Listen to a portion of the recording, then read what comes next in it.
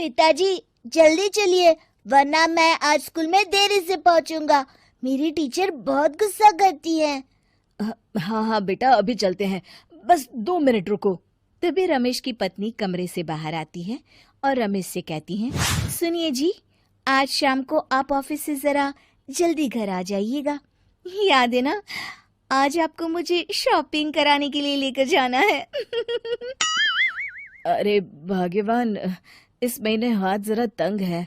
मेरी मानो तो शॉपिंग का विचार कुछ दिनों के लिए अपने दिमाग से निकाल ही दो। मैं तुम्हें अगले महीने पक्का शॉपिंग कराने ले जाऊंगा।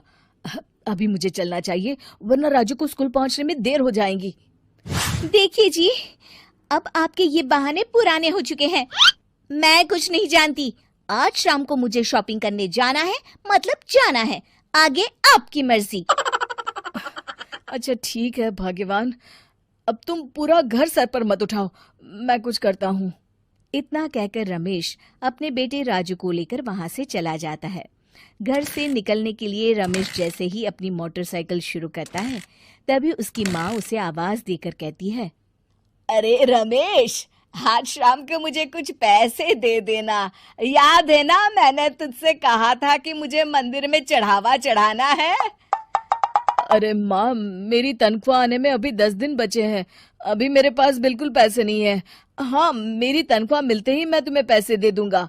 रमेश की माँ चिढ़कर कहती हैं, अरे तेरा दिमाग तो खराब नहीं हो गया? मैंने तेरे भरोसे मंदिर के पुजारी जी से वादा कर दिया है और तू कह रहा है कि पैसे नहीं है।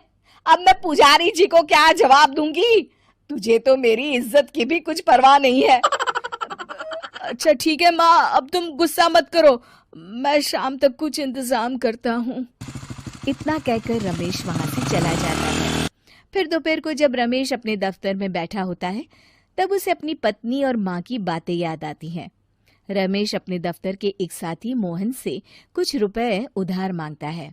अरे भाई मोहन, मेरा एक छोटा सा काम कर दो, मुझे कुछ रुपयों की सख्त जरूरत है।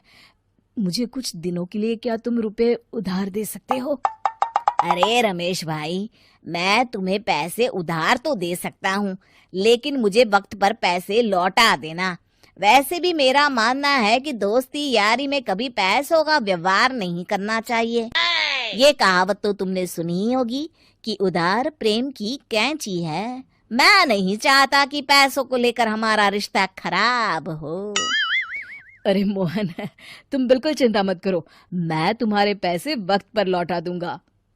फिर मोहन रमेश को पैसे दे देता है। शाम को घर आकर रमेश कुछ पैसे अपनी माँ को देता है और साथ ही अपनी पत्नी को भी शॉपिंग कराने बाजार लेकर जाता है। रमेश की पत्नी और उसकी माँ का स्वभाव जरूरत से ज्यादा खर्चीला होने के कारण दोनों हमेशा बेवजह पैसे खर्च करती हैं। फिर एक दिन, सुनिए जी, अगले हफ्ते हमने छुट्टियों में कहीं बाहर जाने का प्लान बनाया था। आपने पैसों का इंतजाम कर लिया ना? अरे अभी कहाँ, अभी तो मेरे पास बिल्कुल पैसे नहीं है। हम कभी और चले जाएंगे।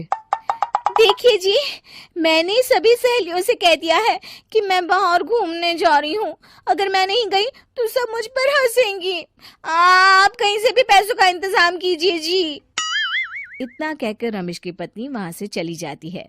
वहीं दूसरी तरफ रमेश की माँ भी तीर्थ यात्रा जाने की जिद करती है और रमेश से पैसे मांगती है।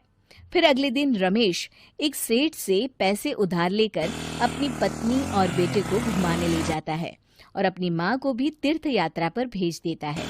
लेकिन जैसे ही रमेश अपनी छुट्टियां बिताकर वापस आता है, कर्जदार उसका जीना मुश्किल कर देते हैं। इतना ज्यादा कर्ज एक साथ अपने ऊपर देख रमेश काफी परेशान रहने लगता है।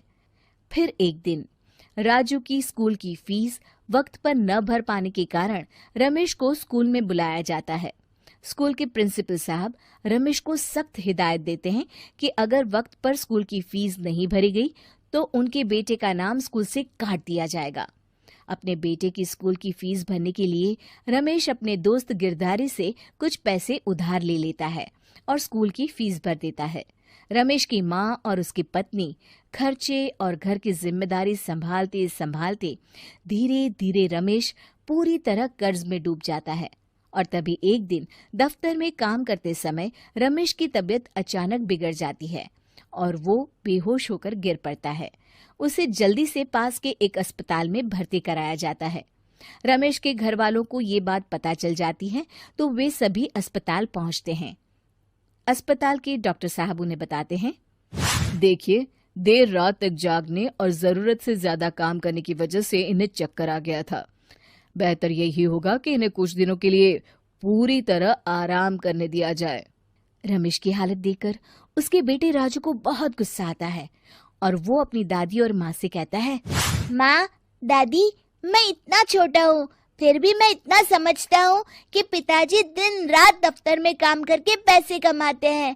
पिताजी अकेला पूरा घर संभालते हैं और आप दोनों अपने फिजूल के खर्चों के लिए उन पर दबाव डालते रहते हैं। आज पिताजी की हालत के जिम्मेदार तो आप दोनों हैं। राजू की समझदारी भरी बातें सुनकर रमेश की माँ और पत्नी को अपनी गलती का एहसास होता है और दोनों की आंखों में आंसू आ जाते हैं। फिर कुछ दिनों के बाद रमेश की तबीयत एकदम अच्छी हो जाती है और वो पहले की तरह अपने काम पर जाने लगता है।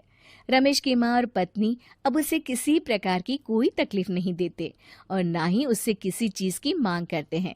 फिर देखते ही देखते रमेश अपने कर्ज के सारे पैसे चुका देता है। उसकी जिंदगी पहले की तरह अच्छी हो जाती है और वो अपने परिवार के साथ खुशी खुशी रहने लगता है। शिक्षा, हमारे रिश्ते एक तराजू की तरह होते हैं जिसकी दोनों ओर जिम्मेदारी और समझदारी का वजन बराबर होना चाहिए।